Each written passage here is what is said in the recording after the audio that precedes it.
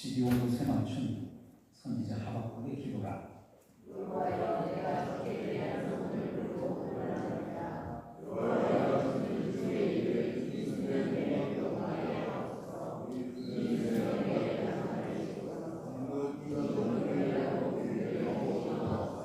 함께 읽습니다.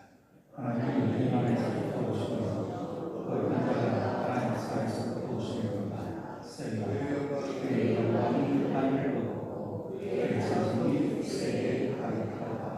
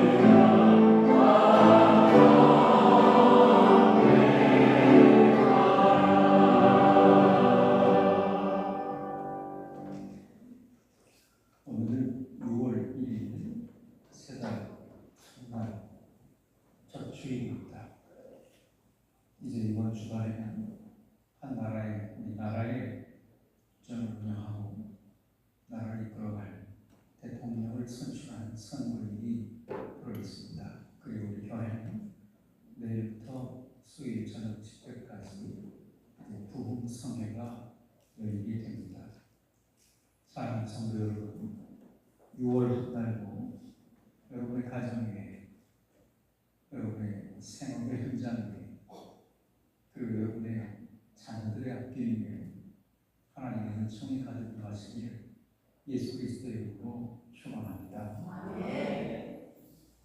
주전 7세기경 팔레스타인 땅 무기토에서는 남유다와 애국 사이에 격렬한 전쟁이 벌어지고 있었습니다. 일명 무기토 전투입니다. 당시 남유다의 왕은 요시아였고 애국 왕은 무기고였습니다.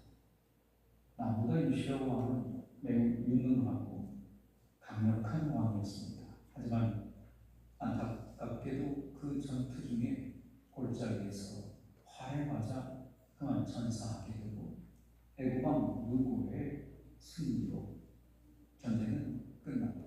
그렇게 해서 남유다는 애국 이집트의 속국이 되어 식민 지배 치하에 놓이게 됩니다.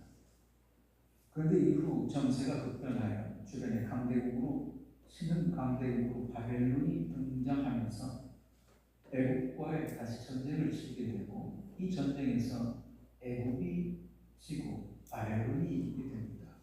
그래서 바벨론의 통치하에 이제 유대도 자연스럽게 다시 바벨론이라는 나라의 지배를 받게 되는 불행한 상황에 놓여지게 됩니다. 애국의 식민지에 이어서 바벨론 식민지하에 계속되는 억울하고 암울한 시대. 하지만 하나님께서는 그 남유다 백성들을, 이스라엘 백성을 놓지 않으셨습니다. 그 백성들에게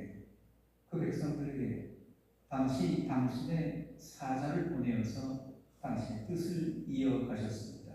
그 암울한 시대에 활약했던 선지자가 바로 하박국입니다. 유다 백성들은 평소에 자신들의 하나님의 택한 백성이라 그래서 즉 선민의식을 가진 자부심이 대단한 민족이었습니다.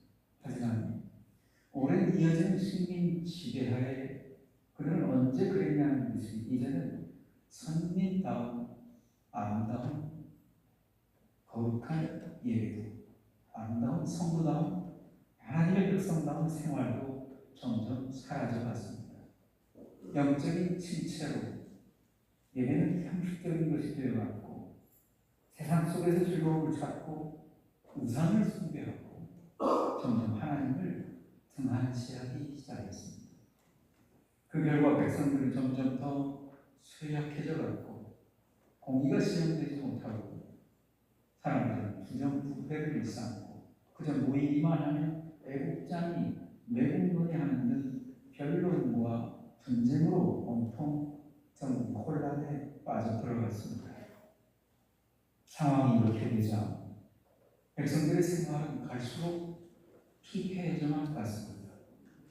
백성들 사이에는 거짓과 불신이 난무해졌고 가락과 약탈이 난무해갔습니다. 한마디로 칠흑같이 어두운 시대가 도래하고 만 것이죠.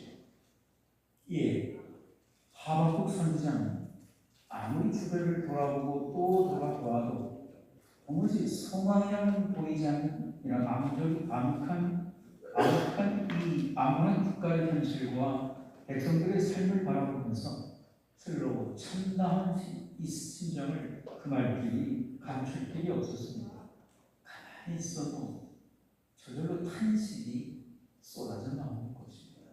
그래서 하박국서는 그 시작이 온통 탄식으로 이어지고 있습니다. 여호와여 어느 때까지입니까? 여호와여 어찌하여 그냥 보고만 계십니까? 어찌하여 그렇게 견디다 못한 하박국은 이제는 통탄의 심정으로 하나님 앞에 나가 엎드려 간절히 부르짖기 시작합니다. 그 간절한 하박국 선지자의 시대의 암감을 안고 부르짖은 그 간절한 외침이 바로 오늘 우리가 함께 읽은 본문의 말씀입니다. 3절 말씀을 보실까요? 3절 말씀을 2절 말씀을 함께 보실까요? 2절을 함께 읽겠습니다. 여호와여, 내가 주께 대한 소문을 듣고 놀랐나이다. 여호와여, 주는 죄인을 이 수년대에 구하게 하옵소서. 이 수년대에 나타내시옵소서. 진노 중에라도 긍휼을 잊지 마옵소서. 아멘. 하박국 선지자는 이러한 암울한 칠흑 같은 시대적 어두운 상황 속에서 하나님 앞에 나가 간절히 부르짖은 것입니다. 하나님, 이 나라의 민족을 속히 부흥케 하옵소서. 하나님, 진노 중에라도 긍휼을 잊지 마옵소서 하고 부르짖기 시작합니다. 여러분, 저는 작년에 우리 한국 사회 그리고 한국 교회의 현실을 보며 이런 생각을 하곤 합니다.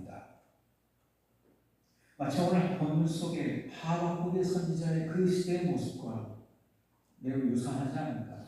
많이 닮아있지는 않은가?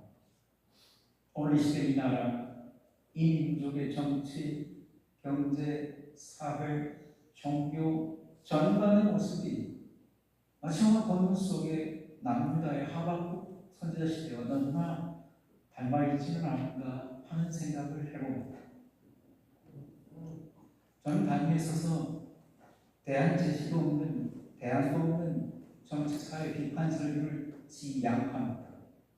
왜냐하면 그들과 함께 현장에 촛불 들고 함께 서 있지도 못하면서 단에서 그저 말로만 자기 지식이나 자랑하고 떠들어대는 것이 부끄럽고 미안하기 때문에 단에서는 얼마나 그러한 내용을 지양합니다.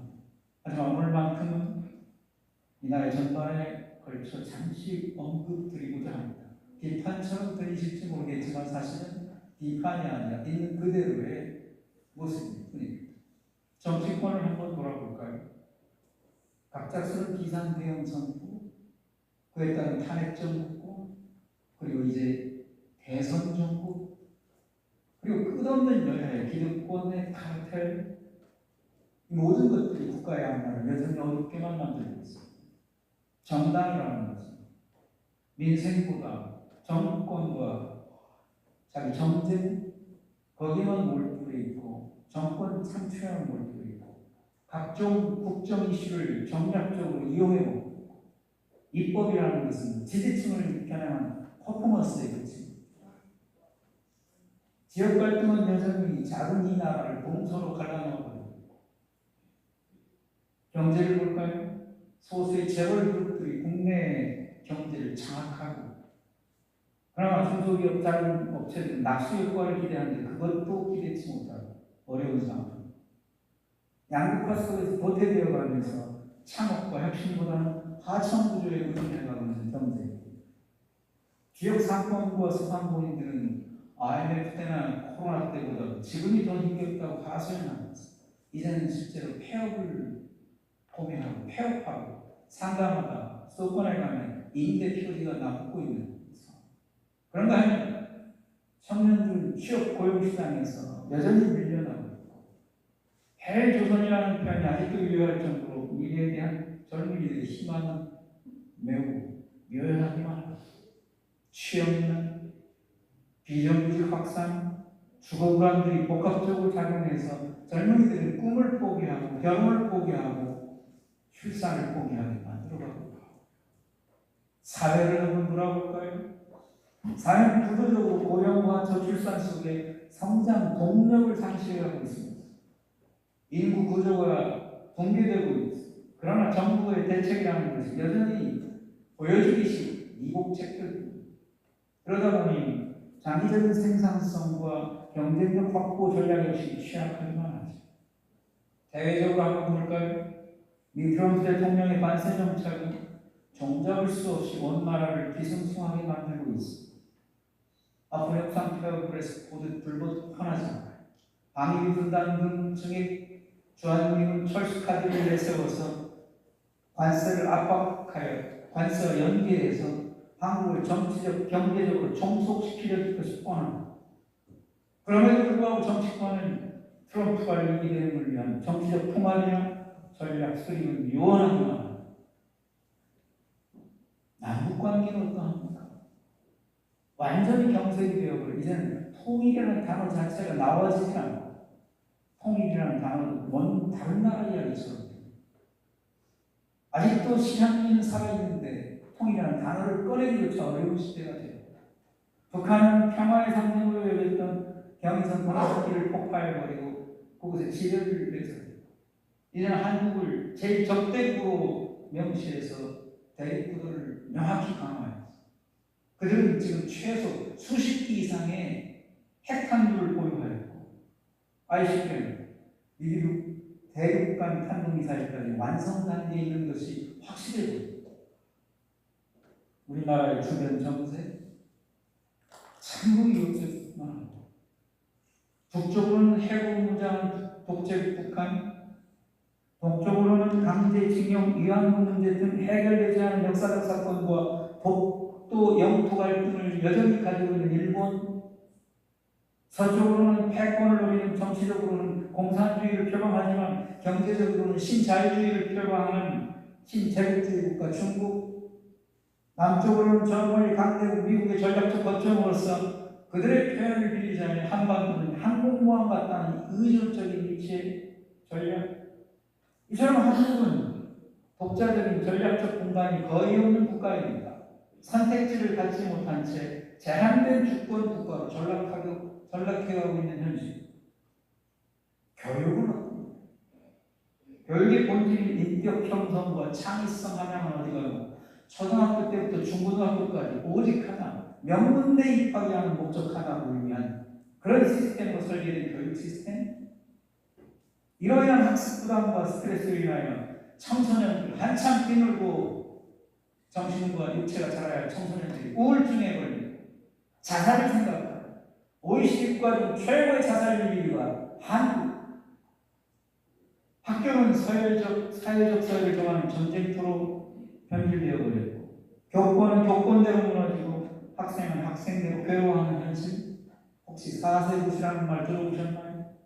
에듀케어라는 말 들어보셨나요? 에듀프로라는 말 들어보셨나요? 7세 고시라는 말 들어보셨나요? 이제는 아예 영유아기 때부터 영어 유치원, 선행학습, 코딩 교육, 조기 사교육 바람이 불어와 이게 서울 지역에서는 강남 쪽에서는 서초강남 잠시는 보편화되어 버렸어요. 4세 고시가 무엇인지 아세요? 4세를 대상으로 한 유아 영어 학원에 들어가기 위한 레벨 테스트가 4세 고시. 아이가 기저귀 차고 와서 영어 시험 보고 있어요. 그런데 그 영어 시험의 수준이 4세가 미국의 2학년, 3학년 수준이에요. 단어 하나 주면은 4살짜리가 영어로 그 단어에 대해서 설명해내죠. 이게 어떻게 그런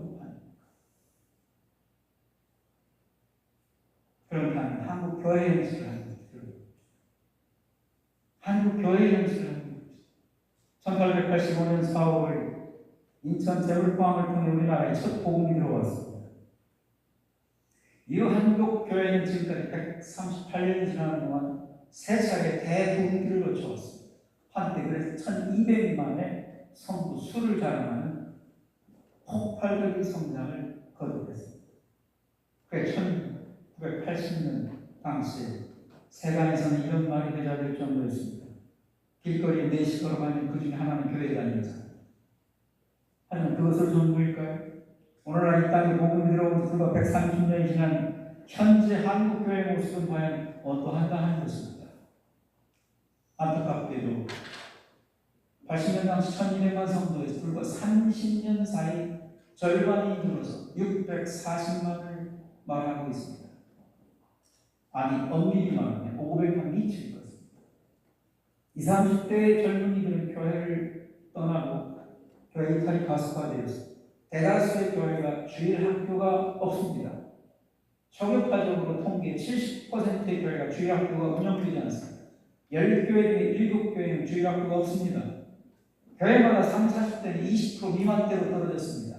그러니까 교회가 어느 교회든 특별한 교회 아니고는 10명이 있다고 할 때 30, 40대는 2명 이하랍니다.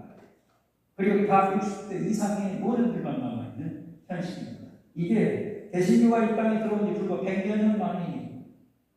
상황이 이러함에 불구하고 대형교회 목회자들, 일부 목회자들은 세습을 말하고 공금을 횡령하고 성추문들이 반복되면서 교회 전반에 대한 사회적 신뢰도가 완전히 붕괴되어 버렸습니다. 게다가 보수성향의 율라의 일부 교계의 지도자들은 특정 정당의 지지를 넘어서 정치 집회를 이끌고 반지성적인 발언, 반윤리적, 반인격적인 행위들을 일삼고 조장하고 종교가 양심의 최후 보루가 되기보다는 종교가 정치 도구화가 되어버려 극우 당론의 바라지점이 되어버렸습니다. 예수 그리스도의 십자가 중심의 신앙 대신 이제는 복받는 신앙 그것이 중심이 되어버립니다. 교회는 예배당이 아니라 이제는 성공학 강연장처럼 되어버렸습니다. 복음의 깊이나 영적인 깊이나 말씀의 맥락이나 윤리적 정신적 성찰은 사라지고 단순한 감성만 자극하고 감성 소비만 나옵니다. 사회적 약자, 노동자, 청년 문제에 교회는 침묵해버리고 외면합니다. 교회가 가난한 자들의 편이 아니라 부유한 가진 자들, 기득권의 자기 과실, 자기 자랑 그런 장소처럼 되어가고 있고 그런 자들은 교회 안에 큰소리치고 자기를 세우고 알아주지 않으면 비판합니다.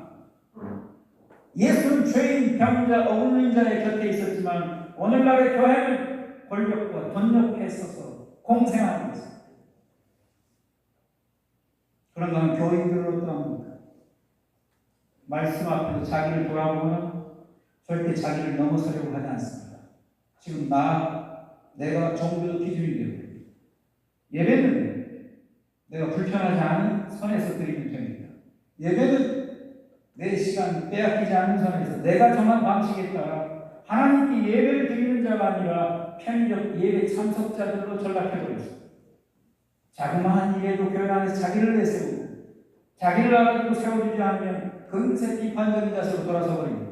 소위 막연하게 사랑이 부족하다, 권위적이다, 소통이 안 된다, 흠잡을 거 없으면 막연한 표현으로 주의 종들을 목회자를 대적하고 몰아갑니다. 교회 안에서조차 신앙적 영적 사고를 거부하는 부류가 등장합니다. 교회에 나오면 형식은 갖췄지만 기도는 하지 않습니다. 교회는 나오지만 찬송은 부르지 않습니다. 교회는 나오지만 설교에 들으면서 내 생각에 맞지 않은 과감히 재단해버립니다. 그럼 변화될 수도 없고 달라질 수도 없습니다. 이렇게 볼 때 지금 한국 교회는 외부 공격에 의해 무너지고 있는 것이 아닙니다. 스스로의 탐욕과 스스로의 교만 그리고 무식하고 무지함 속에 불의에 대한 침묵으로 인해 내부에서부터 무너져버리는 것입니다. 오늘날의 교회는 십자가를 말하지만 권력을 쫓고 있습니다. 은혜를 말하지만 성공을 우선하고 있습니다. 하나님의 나라를 외치지만 이 땅의 민중의 고통에는 외면하고 침묵해요. 이렇게 볼 때 쇠퇴하는 것이 당연하지 않습니까? 무너지는 것이 당연하지 않겠습니까? 그렇다면 우리는 여기서 한 가지 신중히 생각해 보아야 할 것이 있습니다. 그렇다면 과연 지금은 이러한 현실하에 이 나라 이민족에게 필요한 것은 무엇입니까? 과연 지금 이러한 상황에 놓여있는 한국 교회에 필요한 것이 무엇입니까? 이러한 상황하에 경동교회와 이 시대의 신자된 나에게 필요한 것이 무엇인가 하는 것입니다. 저는 오늘 그것을 단언코 이렇게 말씀드립니다. 부흥이요. 저는 부흥, 이 외침이야말로 과거 한국교회가 7, 80년대 교회 양적 성장을 위해 외쳤던 그런 구호가 아니라 부흥, 이 외침이야말로 지금 이 시대에 그리스도인들이 한 목소리로 외쳐야 할 내적, 외적, 총체적 회복을 위한 거룩한 외침, 홀리샤웃, 거룩한 외침이 되어야 된다고 생각합니다. 그 어느 때보다도 지금이야말로 부흥이 필요합니다. 그 어느 때보다도 지금이야말로 이 나라 이민족에게 지금 이 시대 한국교회와 교회 성도들에게 부흥, 이것이 가장 절실한 것, the most urgent thing, 가장 절실한 것이 되어버렸다고 생각합니다. 그럼 대체 부흥이란 뭐예요? 문자 그대로 해석한다면 부흥은 다시 흥한이라는 뜻인데 여기서 흥한의 의미는 다시 살아나 혹은 다시 일어나 이런 의미를 가져요. 그러면 다시 살아난다는 건 뭐예요? 한자로 바꿔 표현하면 부활이에요. 부활은 헬라어로 아나스타시스를 쓰는데 아나스타시스 부활의 뜻은 리커버리, 리뉴얼, 회복이에요. 그런데 일반적으로 우리는 부흥에 대해 잘못된 고정관념을 갖고 있어요. 부흥 그러면 하나님이 뭔가 우리에게 막 채워주셔서 내가 다시 잘 되는 것. 부흥 그러면 교회가 수가 막 급격히 교회 성도 수가 늘어나서 막 양쪽으로 성장하는 것. 부흥은 그런 의미가 아니에요. 성경이 말하는 부흥은 그런 게 아니에요. 7, 80년대 부흥 강사들이 잘못 가르쳐 놓은 거예요. 부흥은 그런 의미가 아니에요. 부흥은 하나님 편에서 하나님께서 내게 뭘 채워주시는 게 아니에요. 부흥은 우리 입장에서 우리가 다시 하나님 앞으로 돌아서는 것이 부흥이에요. 부흥은 다시 내가 적극적으로 하나님의 인재를 구하며 다시 우리가 하나님 앞으로 가까이 다가서는 것, 그것을 말하는 게 부흥인 거예요. 부흥이란 그래서 살아나는 거예요. 그래서 회복되는 역사예요. 거룩한 흥분을 통한 영적 회복의 역사예요. 바로 이것이 오늘 이 나라 한 교회 그리고 이 시대 그리스도인들 저와 여러분이 필요한 것이 되었을 거예요. 여러분, 그 결과적으로 우리는 여기서 오늘 부흥에 관하여 가장 중요한 주체는 누구인가를 생각할 수 있어야 해요. 오늘 한국 사회의 부흥을 위하여, 오늘 한국 교회의 부흥을 위하여, 오늘 경동교회의 부흥을 위하여 가장 중요한 주체는 누가 될 것입니다. 누구입니까? 두말할 것이 내가 이 시대의 그리스도인 된 나입니다. 먼저 나 자신의 심령이 하나님 앞에서 다시 회복의 은총을 입어야 해요. 먼저 나 자신이 깨어져야 한다는 거예요. 먼저 나 자신이 나를 넘어서 다시 주 앞으로 돌아서야 한다는 겁니다. 그래서 여호와의 선지자는 이렇게 외쳤습니다. 여호와의 말씀에 너희는 이제라도 금식하고 울며 애통하고 마음을 향하여 내게로 돌아오라 하셨나니 너희는 옷을 찢지 말고 마음을 찢고 너희는 하나님 여호와께로 돌아올지어다. 방송실 말씀을 띄워주세요. 호세아 선지자는 말합니다. 호세아 6장 1절에 오라 우리가 여호와께로 돌아가자. 여호와께서 우리를 치셨으나 도로 맞게 하실 것이요 우리를 치셨으나 싸게 해주실 것입니다. 내 시간에 밖에 나갔다 오면 안 돼요. 방송실. 하나님께로 다시 돌아서라는 거예요. 겉모양이 아니라 진심 어린 회개, 보여주기식 행동이 아니라 심령의 전환을 요구합니다. 그럴 때 거기에 다시 돌아온 자를 고치시는 하나님의 역사, 그때 거기에 임합니다. 바로 거기에 나의 상처를 싸매고 치유하시는 역사가 바로 거기에 그때 임합니다. 내 명하는 심령을 다시 새롭게 하시는 하나님의 역사가 바로 그때 거기에 임합니다. 하나님 앞에 다시 돌아서서 다가서는 자, 다시 주 앞으로 방향 선에 앉아. 하나님은 우리를 기다리시는 하나님은 좋으신 하나님, 하나님은 품으시는 하나님, 하나님은 회복시키시는 하나님, 하나님은 부흥케 하시는 하나님. 중요한 것은 내가 다시 그분 앞으로 돌아서 나가 다시 한번 생명의 근원 되신 예수 그리스도의 십자가에 맞닿는 자가 되어야 하는 거예요. 예수와 함께 동행하며 사는 자, 예수께 접촉된 자, 성령의 터치를 기대하고 그 터치에 반응하는 자가 되어야 합니다. 사랑하는 성도 여러분, 우리 교회는 내일 저녁 집회를 시작으로 3일간 부흥성회를 갖습니다. 부흥회는 연중 행사가 아니에요. 단지 며칠간의 특별한 일정도 아닙니다. 교회들마다 부흥회를 하지 않는 교회가 대부분입니다. 이제는 부흥회가 먹히지 않는다고 목사들이 말합니다. 뭐가 성도들에게 먹혀야 부흥회가 되는 겁니까? 부흥회를 통하여 단 한 생명이라도 하나님 앞에 회개하고 돌아서면 그것은 진정한 값진 귀중한 예배가 아니겠습니까? 무엇이 필요한데요? 이 시간 다시 함께 하나님께서 우리를 다시 일으키시고 내 식어진 심령에 다시 불을 붙이시며 내 메마른 영혼을 달리 살리실 시간으로 허락하신 부흥회에 진정성을 가지고 타가지기를 원합니다. 최근 신앙이 습관처럼 흐르고 있지는 않으십니까? 예배의 자리에 몸은 나와 앉아있지만 마음엔 조금의 변화도 감동도 일어나고 있지 않으십니까?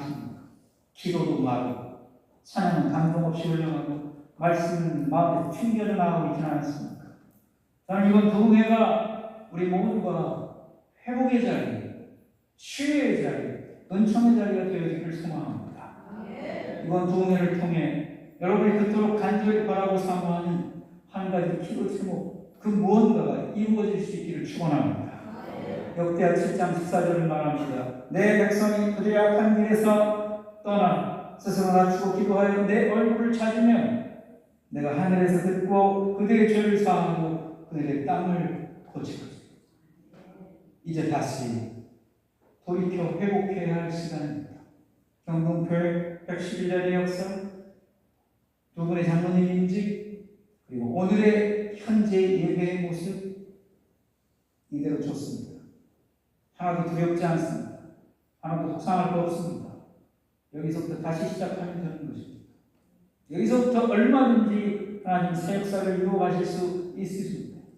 중요한 건 단지 내가 예수 그리스도에게 눈을 맞추고 주의 손에 나의 손을 포개고 내 안에 공감력을 가지고 주의 말씀에 감격을 다시 회복하고 찬송 한국의 진정성을 가지고 부르며 성도들 향해서 존중하고 무너진 믿음을 다시 일으켜 세우는 그것이 필요할 뿐입니다. 여러분 두뇌 여러분의 자리를 기울이지 마십시오. 하나님 앞으로 돌아 나오십시오. 예수 그리스도의 십자가와 접촉하십시오. 권능의 성령님에게 마음을 내어드리십시오.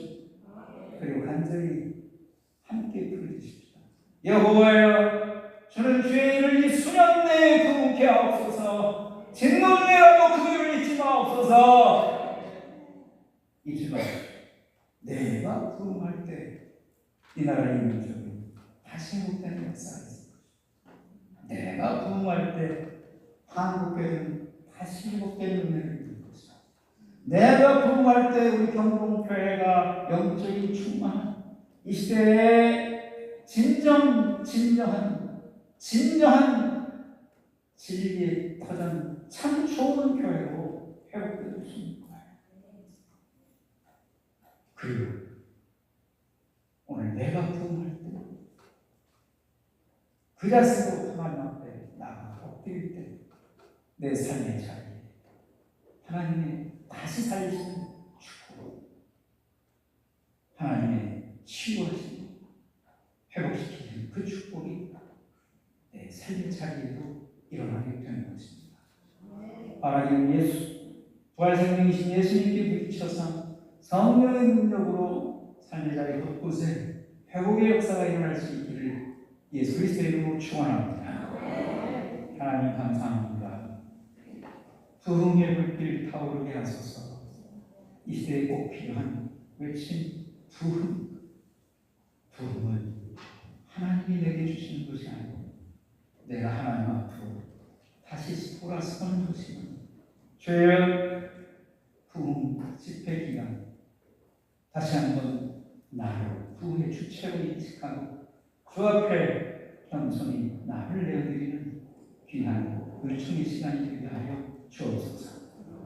우리 경동교회 모든 성도들을 한 사람 한 사람을 기억하여 주시고 오늘 이 시대 암람 속에 이 시대의 교회의 한 성도로서 나의 예배의 자리에 내가 앉아있으면 놀라운 하나님의 축복임을 믿음으로 고백하며 자존감을 가지고 삶의 자리에 가운데 서게 하여 주시옵소서. 경동교회에 속한 성도됨에 대하여 진정한 정체성을 가지고 삶의 자리에 기쁨으로 서게 하여 주시옵소서. 예수님의 이름으로 기도하옵나이다.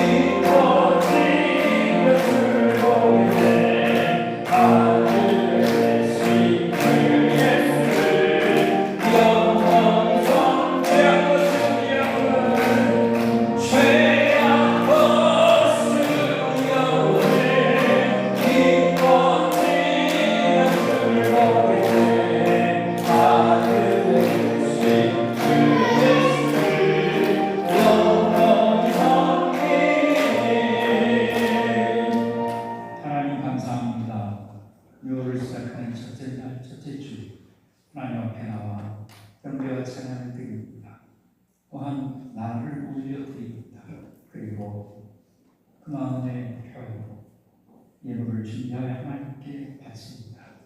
우리 성도들의 손길에 하나님께 바쳐지는 11절 헌금과 감사한 그 찬양 헌금, 선교 헌금, 주일 헌금, 그리고 생명금, 주께 드려지는 믿음의 고백을 하나님 기뻐받아 주시옵소서. 하나님, 우리 성도들의 삶의 자리 위에 살아계신 하나님의 다시 회복한 부흥의 역사를 일으켜 주시기를 원합니다.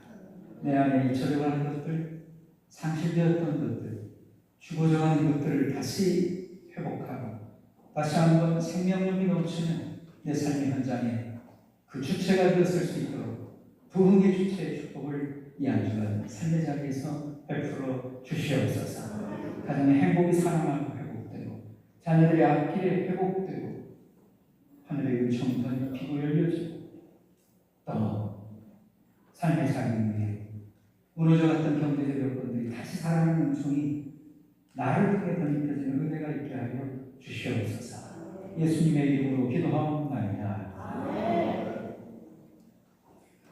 교회 소식과 교제의 시간입니다. 주고 교회 소식만 함께 드리겠습니다. 설교중에 말씀드린 대로 내일부터 부흥성회가 열립니다. 강사로 이구성일 목사님께서 먼 곳에서 오시게 됩니다. 서울에서 오십니다.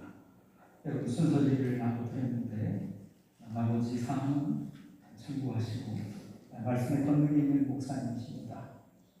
꼭 나의 자리를 유지하시길 바랍니다. 오늘 오후 찬양 예배는 전교의 구역 예배로 모입니다. 구역장 인적인 구역 인도자들이 구역원들을 잘 안내해 주시길 바랍니다. 그리고 여러분 다음 달부터 시행할 계획이 있습니다. 당회의 아이디어인데요. 장로님 아이디어입니다. 7월부터는 다음 달부터는 매월 첫 주 전교인 구역 예배가 있는 첫째 주일 점심만큼은 각 구역별로 구역원들이 함께 모여서 교제 나누고 식사하는 시간을 갖도록 그렇게 계획을 세웠습니다. 그래서 식당에 각 구역별 모임 안내 장소 표지판을 세워드릴 것입니다. 다음 달 첫 주부터는 구역별 모임을 좀 강화해 나가겠습니다. 다음 주 오후 찬양 예배는 전문의 초청 특강으로 윤경호 원장님 오셔서 미용 관련하여 예뻐질 수 있는 것 이런 것들 해주실 것 같습니다. 오늘 오찬 점심은 두 분 장로님, 김영원 장로님 그리고 곽아정 장로님께서 인직을 위해 지금까지 기도와 여러 모습으로 동참하고 헌신해 주신 우리 성도님들께 감사하는 마음으로 점심 오찬을 제공하셨습니다. 오늘 점심은 메뉴가 조금 다른 때보다 특별할 것입니다. 꼭 빠짐없이 한 분도 그냥 가지 마시고 점심 식사 꼭 하고 돌아가 주시기를 바랍니다. 점심 오찬 우리에게 제공해 주신 두 분 장로님 우리 고마움에 감사의 박수 한번 해주시기 바랍니다.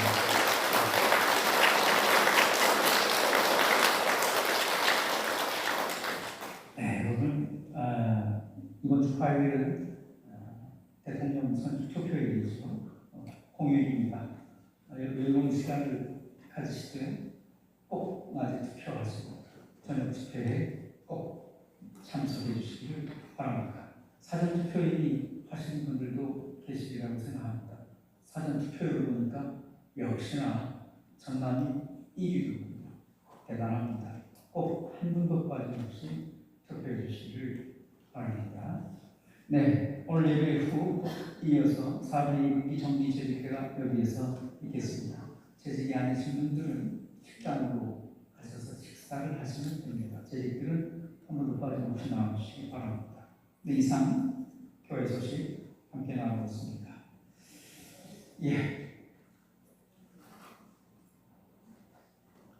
감사합니다. 오늘 함께 해주실 수 있어서 우리 김이랑 집사님 오랜만에 뵙겠습니다.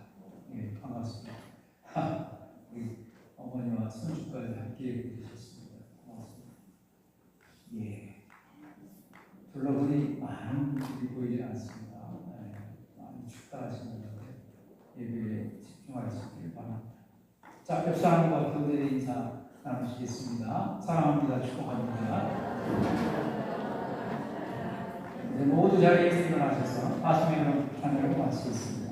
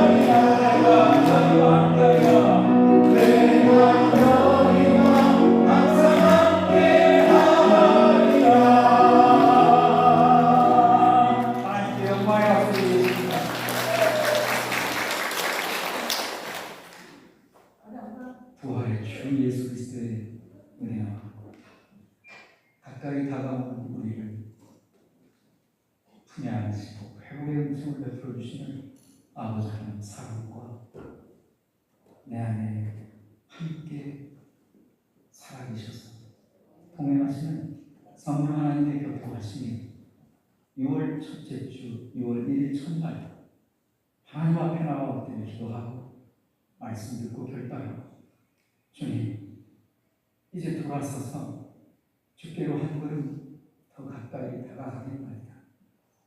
주님의 손에 나의 손을 포개겠나이다. 십자가에 달리신 주님의 큰 빛에 내 눈을 맞추겠나이다.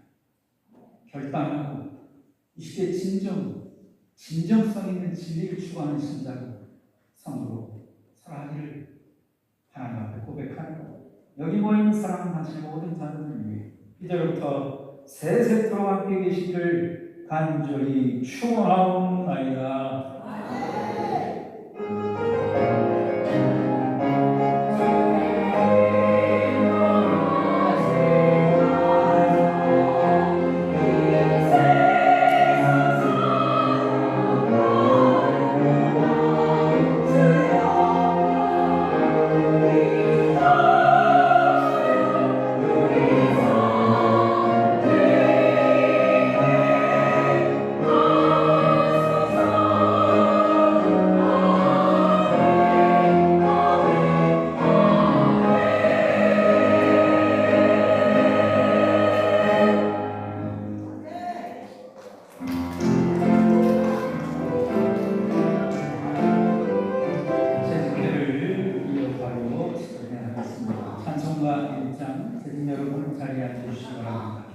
찬송가 1장 바로 제지캐를 진행합니다. 제지가 아니신 분들은 식당에 가서 식사해 주시기 바랍니다.